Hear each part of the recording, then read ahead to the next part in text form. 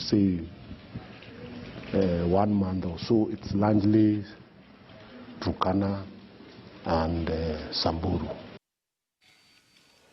Wakulima katika kaunti ya Kitui wamebuni mbinu mpya za kilimo ili kujisitiri kutokana na ukame unaoshuhudiwa maeneo hayo mara kwa mara na kuwasababishia njaa.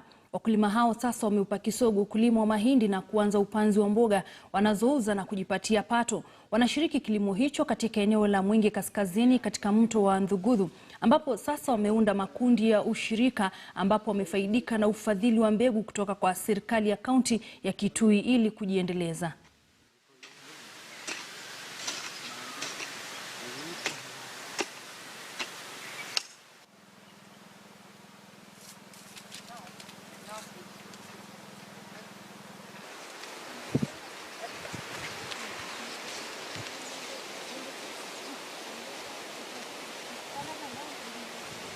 Ukulima wa mandizi ni mzuri kwa sababu huu hauna magonjwa mengi, hauhitaji expenses nyingi, attention nyingi, lakini ukipanda kitu kingine kama mahindi lazima uanze kupiga madawa nini. Ile inatusumbua zaidi ni hii tuta.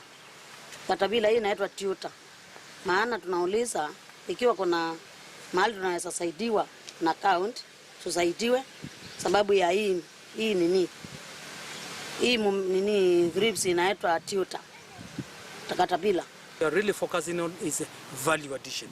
For example, the chili which cannot be exported and the tomatoes which are going to waste, we are going to partner with Jomo